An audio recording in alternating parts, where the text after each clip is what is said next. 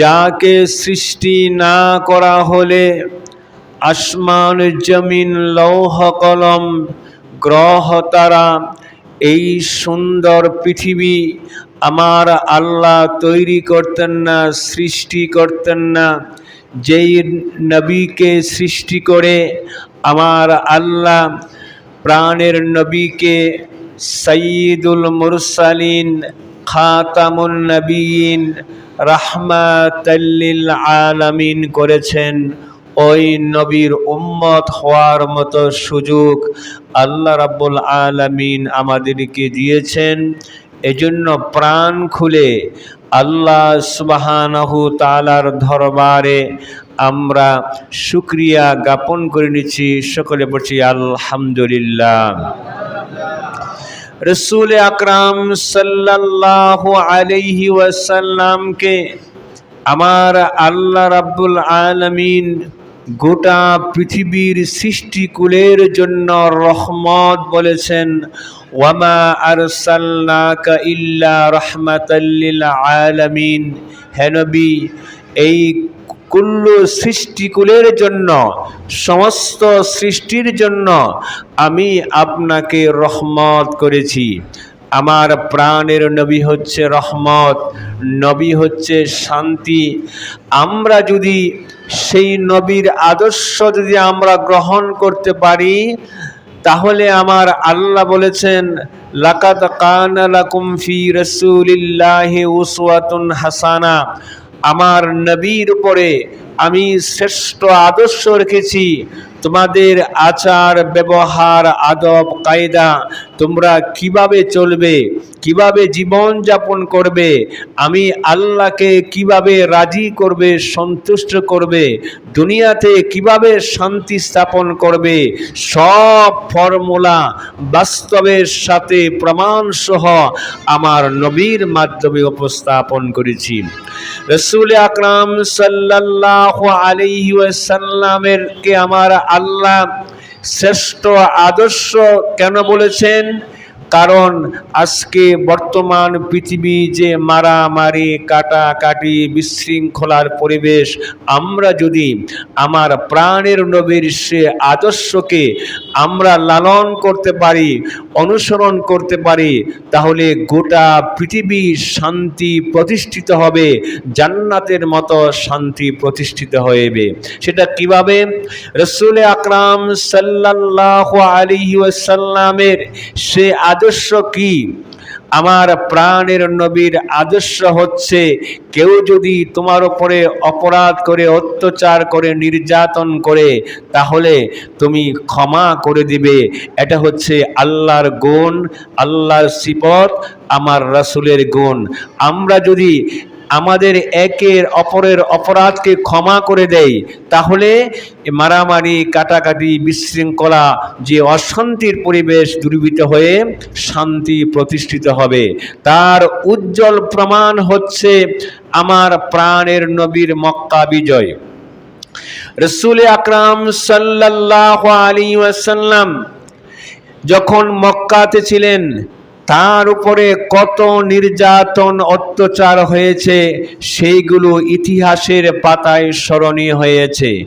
আমার প্রাণের নবী হিজরতের আগে যেই কাবা ঘরের চাবি ছিল, তার নাম ছিল উসমান ইবনে তালহা, তার হাতে ছিল কাবা ঘরের চাবি। আল্লাহ পাক যখন হিজরতের সেই ইঙ্গিত দিলেন, আমার প্রাণের নবী একদিন সেই উসমান ইবনে তালহাকে অনুরোধ করলেন যে তুমি একটা কাজ করো, এই কাবা ঘরের দরজাটা একটু খুলে দাও, আমি এখানে আমার রবের একটু ইবাদত করি। উসমান ইবনে তালহা সেই ছিল মুশরিক এবং আমার প্রাণের নবীর সাথে চরম বেয়াদবি করেছে, চাবি তো দেই নাই এবং তার সাথে দুর্ব্যবহার করছে, বেয়াদবি করেছে। কিন্তু আমার প্রাণের নবী তার সাথে কি ব্যবহার করেছেন? যেদিন মক্কা বিজয় হয়ে গেল, গোটা মক্কা নগরী আমার নবীর হাতের মুকুটে। আমার প্রাণের নবী শুধু চোখে ইশারা করলেই গোটা মক্কা সেদিন তামা তামা হয়ে যাবে। মক্কার আমির, মক্কার প্রেসিডেন্ট, আমার প্রাণের নবী মক্কা বিজয় হয়ে গেল। রাসূল আকরাম সাল্লাল্লাহু আলাইহি ওয়াসাল্লাম বললেন, তালহা, উসমান ইবনে তালহা কোথায়? তাকে বলো কাবা ঘরের চাবি নিয়ে আসতে বলো। সাহাবারা যাইয়া উসমান ইবনে তালহাকে বলল, শোনো, প্রাণের নবী মুহাম্মদ সাল্লাল্লাহু আলাইহি ওয়াসাল্লাম তোমাকে ডেকেছে। উসমান ইবনে তালহা, তার মনে পড়ে গেল যে মুহাম্মদ সাল্লাল্লাহু আলাইহি ওয়াসাল্লামের সাথে আমি যে বেয়াদবি করেছি, যে আচরণ করেছি, আজকে তো মক্কার প্রেসিডেন্ট, মক্কার আমির মুহাম্মদ আমাকে আজকে জনমের মতো সাইজ করবে, মনে হয় আমার জীবন বিচ্ছিন্ন হয়ে যাবে, আজকের দিনটাই আমার জীবনের শেষ দিন। সে ভয়ে থর থর করে কাঁপতে লাগলো। কিন্তু যেহেতু আমার রসুলের আদেশ, এখন লঙ্ঘন করার কোনো সুযোগ নাই। উসমান ইবনে তালহা কাবার চাবি নিয়ে আমার প্রাণের নবীর কাছে আসবেন। একটু আগায়, আবার থামে, আবার একটু আসে, আবার থামে। ভয়ে যেন তার ভিতর বুকটা থর থর করে কাঁপতেছে। আস্তে আস্তে এক পর্যায়ে রাসূল আকরাম সাল্লাল্লাহু আলাইহি ওয়াসাল্লামের সামনে, আমার নবীর সামনে যখন হাজির হয়ে গেল, আমার প্রাণের নবী এবার উসমান ইবনে তালহাকে বললেন, তালহা, তোমার কি মনে আছে সেই দিনের কথা? আমি একদিন তোমার এই কাবা ঘরের চাবি চেয়েছিলাম আমার মনিবের ইবাদত করার জন্য, তোমার কি সে কথা মনে আছে? উসমান ইবনে তালহা এমনিতেও ভয়ে থরথর করে কাঁপতেছে। আমার প্রাণের নবী যখন ওই কথাটা যখন উল্লেখ করলেন, এই উসমান ইবনে তালহা বলল, সর্বনাশ, তাহলে মুহাম্মদ সাল্লাল্লাহু আলাইহি সাল্লামের সাথে আমি যে ব্যবহার করেছি তার তো মনে আছে, এবং এর প্রতিশোধ আমার নিবে। আর তার অনুসারীরা আজকে তার সামনে দাঁড়িয়েছে, সেই আদেশ করবে আমার কেল্লাটা মাটির সাথে ঘোরাঘুরি করবে। উসমান ইবনে তালহা এই কথা চিন্তা করে তার সমস্ত চেহারা মলিন হয়ে গেল, থর থর করে কাঁপতেছে, কথা আসতেছে না, মনে হয় যেন এক নিস্তব্ধতার মতো। আমার প্রাণের নবী বললেন, হে তালহা, কোথায় সেই কাবা ঘরের চাবি? আমার নবীর হাতে চাবি তুলে দিলেন। তালহা স্তম্ভিত হয়ে গেলেন। আমার প্রাণের নবী বলছেন, হে তালহা, তুমি তো মুশরিক ছিলেন, আমি কারো হত্যা করার জন্য, কারো প্রতিশোধ নেওয়ার জন্য এই পৃথিবীতে আমি আগমন করি নাই।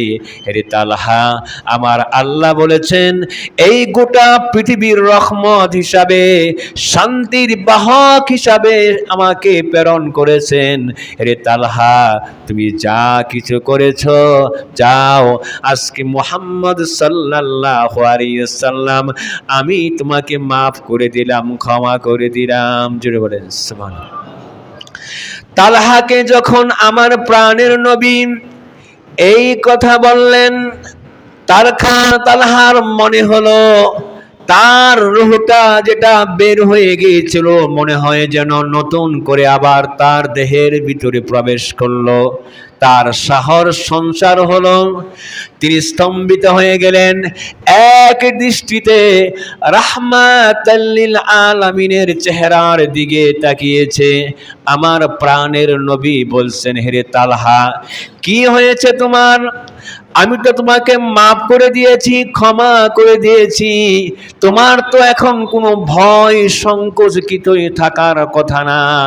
তালহা বলতেছি, ইয়া মুহাম্মদ, আমি ভয়ে কাঁপতেছি না, আমি ভাবতেছি হে মুহাম্মদ সাল্লাল্লাহু আলাইহি সাল্লাম, আপনার সাথে আমি কি আচরণ করেছি দুনিয়ার কেউ না জানুক, আমি উসমান তালহা আমি তো জানি কি করেছি।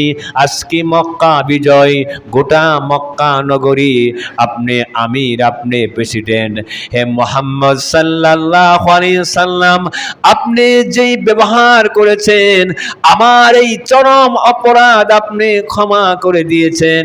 আপনি যদি দুনিয়ার কোন রাজা বাদশাহ হতেন, এটা সম্ভব হতো না। হে মুহাম্মদ, কোনো সন্দেহ নাই, অবশ্যই আপনি আল্লাহ পাকের নবী হবেন। যদি আল্লাহর নবী না হতেন তাহলে এটা সম্ভব হতো না। আপনার আদব, আপনার ব্যবহার, আপনার চরিত্র এত সুন্দর হতো না। হে মুহাম্মদ, আমি আর এখান থেকে মুশরিক হয়ে ফিরে যেতে চাই না। আপনি সাক্ষী থাকুন, আমি এখনই পড়ে নিচ্ছিলাম ইলাহা ইল্লাল্লাহু মুহাম্মাদুর রাসূলুল্লাহ সাল্লাল্লাহু আলাইহি ওয়াসাল্লাম। রাসূল আকরাম সাল্লাল্লাহু আলাইহি ওয়াসাল্লাম এবার কাবার চাবিটা নিয়ে হযরত আলী রাদিয়াল্লাহু তাআলা আনহুকে বললেন, আলী, কাবা ঘরের দরজা খুলো। আলী রাদিয়াল্লাহু তাআলা আনহু দরজা খুলে দিলেন। আমার নবী আজকে কাবা ঘরে প্রবেশ করলেন একেবারে ভিতরে। আজকে তিনি হচ্ছে কাবার প্রধান, তিনি কাবার প্রেসিডেন্ট, মক্কার প্রেসিডেন্ট। এটার ভিতরে প্রবেশ করে দেখলেন এই মক্কার কুরাইশরা কিছু মূর্তি স্থাপন করেছিল।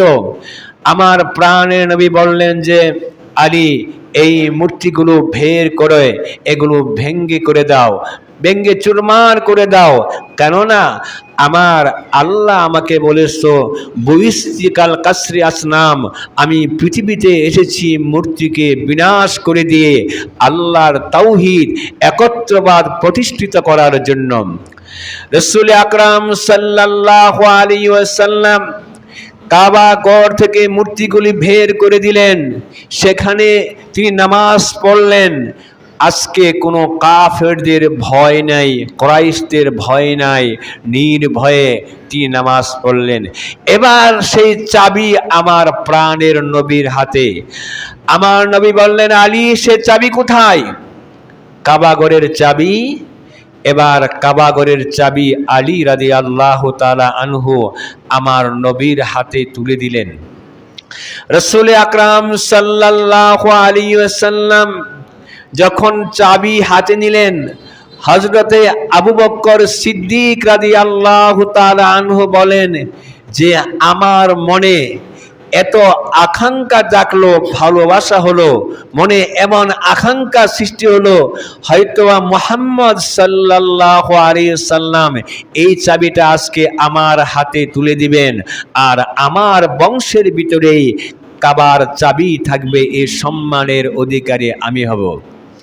কিন্তু হযরতে ওমর রাদিয়াল্লাহু তাআলা আনহু বললেন যে, আমার মনে এই আকাঙ্ক্ষা হলো যে প্রাণের নবী যদি চাবিটা আমার হাতে তুলে দিতেন, আমার বংশের ভিতরে এই কাবার চাবিটা থাকতো। হযরতে আলী রাদিয়াল্লাহু তাআলা আনহু বললেন যে, আমারও মনে এই আশা, এই আকাঙ্ক্ষা যে রাহমাতাল লিল আলামিন চাবিটা আমার হাতে তুলে দিবেন, আমি কাবার চাবি বহন করব, আমার বংশধরের ভিতরে কাবার চাবি থাকবে। কিন্তু আমার নবীর ইনসাফ দেখেন। এবার চাবিটা হাতে নিয়ে আমার বললেন, তালহা কোথায়? উসমান ইবনে তালহা আমার নবীর সামনে, রাব্বাইক ইয়া রাসূলুল্লাহ, সাদ্দাকতা ইয়া রাসূলুল্লাহ। আমার প্রাণের নবী বললেন, তালহা, এই নাও কাবার চাবি, আমি তোমার হাতে দিয়ে গেলাম। কিয়ামত পর্যন্ত এই চাবি তোমার বংশ ধরে সংরক্ষণ করবে, কোনো জালিম ছাড়া তোমার বংশ থেকে এই কাবার চাবি কেউ কেড়ে নেবে না। জুড়ে বলেন সুবহানাল্লাহ। রাসূল আকরাম সাল্লাল্লাহু আলাইহি ওয়াসাল্লাম উসমান ইবনে তালহার হাতে কাবা ঘরের চাবি তিনি তুলে দিলেন। ওই চাবি তালহার হাতে আজ পর্যন্ত তার বংশর হাতেই এখন পর্যন্ত কাবার চাবি সংরক্ষিত আসছে, কিয়ামত পর্যন্ত থাকবে। দেখেন, এই জন্য আমার নবীকে আমার আল্লাহ বলেছেন, লাকাদ কানা লাকুম ফি রাসূলিল্লাহি উসওয়াতুন হাসানা। তোমার নবীর, হে নবী, আপনার উপর আমি গোটা পৃথিবীর জন্য শ্রেষ্ঠ আদর্শ আমি আপনার উপরে রেখে দিয়েছি।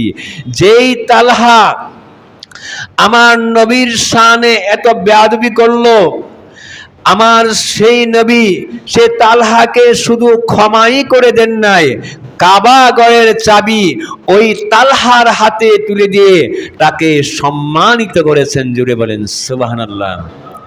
রাসূল আকরাম সাল্লাল্লাহু আলাইহি ওয়াসাল্লাম মদিনা মুনাওয়ারায় চলে গেলেন।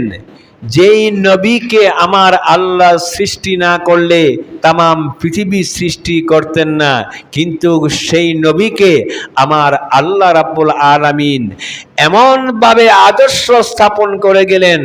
রাসূল আকরাম সাল্লাল্লাহু আলাইহি ওয়াসাল্লাম যদি বলতেন, হযরত জিবরাইল বলেছে, ইয়া রাসূলুল্লাহ, নবী গো, আপনি আদেশ করেন, এই উহুদ পাহাড়টা কে যদি আপনি আদেশ করেন, আমার আল্লাহ স্বর্ণে পরিণত করে দিবেন, আর ওই স্বর্ণগুলো আপনার পিছনে পিছনে ছুটবে, আপনি সেখান থেকে খরচ করবেন। আমার প্রাণের নবী বলেন, জিবরাইল, ওই স্বর্ণ আমার প্রয়োজন নাই, দুনিয়ার সম্পদ আমার প্রয়োজন নাই। আমার রব, আমার আল্লাহকে বলো যে আমার আল্লাহ যেন আমার সেই দরখাস্ত কবুল করে আমার গুনাহগার উম্মতগুলো যেন আমি শাফায়াত করতে পারি, আমার পরে সেই উম্মতগুলো যেন জান্নাত চলে যায়, সেই প্রার্থনা আমার রবের দরবারে। জুড়ে বলেন সুবহানাল্লাহ। রাসূল আকরাম সাল্লাল্লাহু আলাইহি ওয়াসাল্লামের তার ঘরে খাবার নাই, 3 দিন পর্যন্ত খাবার ছিল না। আমার প্রাণের নবী চিন্তা করলেন, দেখি আমার মা ফাতেমার ঘরে, তার ঘরে কোনো খাবার আছে কিনা। এবার ফাতেমার ঘরে গেলেন, যদি কোনো খাবার থাকে। বললেন, মা, আমি তো অনাহার, তোমার ঘরে কি কোনো খাবার আছে? ফাতেমা বললেন, ইয়া রাসূলুল্লাহ, নবী গো, ওগো আমার পিতা, আমার ঘরে আপনাকে দেওয়ার মতো কোনো খাবার আমার ঘরে নেই। রাসূল আকরাম সাল্লাল্লাহু আলাইহি ওয়াসাল্লাম ব্যথিত মন নিয়ে ফিরে আসলেন। যখন ঘর থেকে বেরিয়ে আসলেন, এমন সময় একজন মহিলা একটা রুটি এবং কয়েকটি গোশতের টুকরা নিয়ে ফাতেমার ঘরে হাজির হয়ে গেলেন, হাদিয়া দিলেন।